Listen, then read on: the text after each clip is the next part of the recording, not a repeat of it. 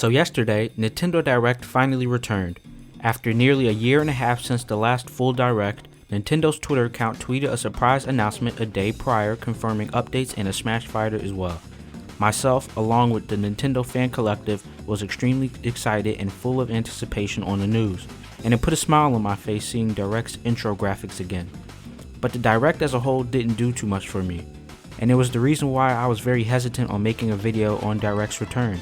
However, this morning, when I finally digested all of the newly announced titles and looked into a lot of the discussions on Twitter, I realized I had a change of heart and wanted to talk on a few of the takeaways.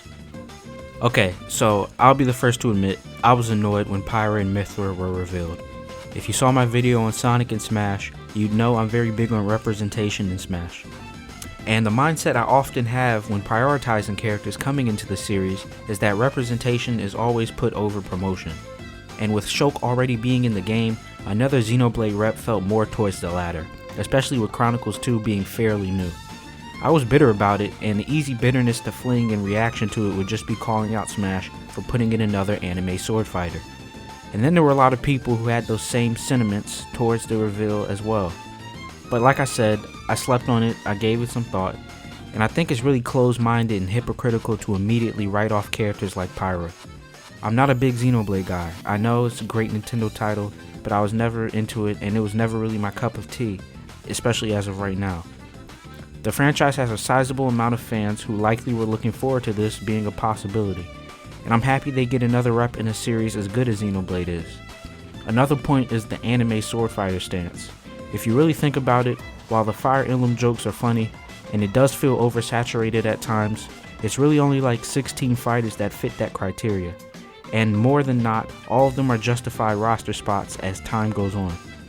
You have to remember that Nintendo is a Japanese company with games mostly developed by Eastern artists.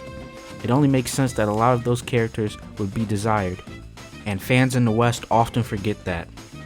For perspective, let's bring up when Little Mac was revealed for Smash 4. In the West, it made perfect sense, and myself, along with thousands of fans in the States, were happy to see Punch-Out being represented. However, in the East, fans were questioning why Mac even took up a roster slot, and who even cared about the series. Once you understand that there are just different crowds in each side of the world, and that Nintendo is putting their best efforts to listen to both sides fairly when considering which franchise deserves a new rep, it opens your mind to a lot of these characters. An even more specific and recent example would be just last December when Sephiroth was added to the roster. He was another anime sword fighter, but because it was nostalgic, and because he was a villain from a third-party series, nobody batted an eye, and even the people who didn't care about Final Fantasy or asked for him to be added were understanding about it. Looking back on both situations in retrospect, it really changed how I approach my reactions to new fighters from now on.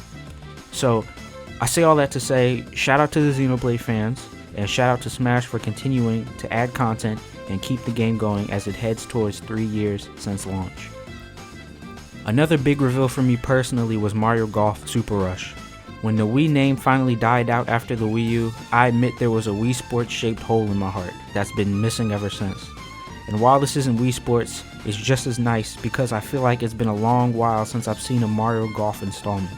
In recent years, all I can really remember is a lot of tennis titles that were pretty cut and dry to me, so seeing a fresh take on the golf series really got me out of my seat. Including the Rush mode that looked really enjoyable and the story mode that instantly made me think of the Game Boy Advance installment, it's definitely a game I'm going to be looking out for after it launches. I was initially bitter about the Smash reveal, but it wasn't the only thing I was pretty negative on with my initial reaction because Skyward Sword HD was announced. And when I saw Anuma, like anyone else, I was ready to go full blast for Anniversary Zelda content. I'll admit I'm not fond of the game, and with it being Zelda's 35th this year, I was really crossing my fingers for something different while the build-up for Breath of the Wild 2 continues. However, when I reflected this morning, I asked myself, why not? I honestly never really gave the game a fair chance because of the art style and the negativity I always hear from others on this platform growing up. I mean, it only makes sense. We got Wind Waker HD, Twilight Princess HD. It was only a matter of time before it was next up on the list. And like I said in my Switch ports video, the Switch makes everything better. I'm sure the optimization on the motion controls and the controls in general will make it a lot more enjoyable to play on the Switch. And with that in mind, it's probably time for me to finally give the title a chance when the remake comes out. I was not expecting Splatoon 3 whatsoever. It was the big reveal of the show, and it definitely got the biggest reaction out of me. My relationship with the Splatoon franchise is one dear to my heart. I brought in on the game's concept on day one in 2015, and I haven't looked back since. The fact that it's the third installment already really makes me feel some kind of way though. Like, has time gone by that quickly, or are they just pushing out the games a little too fast? I'll admit I had taken a while off from Splatoon 2 after it had come out, and it's wild to think that the game is turning 4 in July. As for Splatoon 3's reveal, I initially thought it was another Smash fighter, then I thought it was another DLC expansion for 2, but once I knew it was 3, my money was basically in Nintendo's hands already. The desolate landscape and the Lost Raider-esque Squid Kid with the crossbow weapon and the mutant pet gives me a lot of questions as to what the new story mode will be. Admittedly, after falling in love with the first game's story mode, I didn't really play the story mode of 2, so going into 3, I'm locked in on the story. The only problem I could see coming up is how much the game can actually innovate from this point in the series, especially in the multiplayer modes. I mean, new maps and new weapons are a given, and I'm sure there'll be new game modes for ranked play, but I can't help but wonder what is the next step to keep the series fresh and interesting and prevent it from becoming formulaic, which is a fate many Nintendo IPs have fallen towards. That being said, the trailer was amazing, always hitting on Splatoon's strong points, which are the art style and the music, and hopefully there will be more updates on the game throughout 2021. Overall, it was nice to see Direct return. While I admit that a majority of the games shown weren't my cup of tea, I'm sure there's always a group of fans who were over the moon to see yesterday's announcements. Just to cover briefly some of the other titles I didn't really have much to comment on. No More Heroes 3 looks really full of charm and life. Fall Guys coming to Switch is a perfect match in my eyes, and I still play the game from time to time, but that summer release date may do more harm than good if they don't have a plan to really liven up the hype around the game by then. It's a really viral title, and you know, trends, they die really quick, so we'll see what they do with that. Famicom Detective Club was a deep cut, and I didn't think I'd see that ever again in the States, so it was really nice to see. I think it was the first time in the States, I'm not sure about that one, but it was really nice to see that. Miitopia coming to Switch kind of bummed me out because when I saw it, it just feels like a port. And I know that Nintendo isn't investing in Mii titles as much on the Switch since it really was a Wii era thing, but boy would have been nice to see Wii Sports come back, or even a new version of Tomodachi Life come to the platform.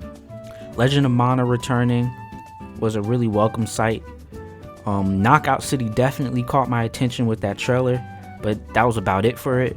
For games like that, I feel like you have to give it some time to develop its name in the genre before it really goes anywhere further than being a cool idea. Hades and Outer Wilds coming to the Switch is great for me, because usually I'm hesitant on games I really never bother to play unless they come to the platform I'm most comfortable with. And from what I've heard, they're both fantastic titles, so I'm looking forward to it. And with World's End Club, I'm super interested, hearing that it's from the creators of Danganronpa. I'm not a diehard fan of that series, but I really loved the first one. I really loved Trigger Happy Havoc, so I'm open to a game that roots from the aesthetic and character building from that series, while expanding to more ways of playing the game more than just heaps and heaps of graphic novel character dialogue spiels. The art style looks great, and as soon as I saw it, my initial reaction was like, it kind of looks like Pokemon. It threw me off though, because it really weren't more anniversary teasers or anything, especially with franchises like Zelda, Metroid, Kid Icarus, and Pokemon all having big birthdays coming up. I mean, Zelda's is only in a few days, and Pokemon's is as well on the 27th. However, I'm sure that we'll see more direct theme directs and one-off reveals for those respective events. With how hard Pokemon goes, I'm sure there will be like a big special presentation revealing like the Diamond and Pearl remakes by the end of the month. But I think that's really all I have to say about it. Like I said, it's exciting that Direct is back. The world is still crazy, so just to still be able to have Direct and have new content to look forward to is really a blessing. So I'm taking it all in and enjoying all of it. I'm definitely ready to play Pyra when she launches in Smash, and I'm definitely ready to have a good year of gaming in 2021. So if you made it this far in the video, shout out to you. Let me know in the comments what was your favorite title revealed yesterday. Stay safe, leave a like, and subscribe if you enjoyed. And more videos soon. There's probably going to be a couple before the end of the month. I want to get a Pokemon one out, so that will be out soon. And thanks for watching. Peace.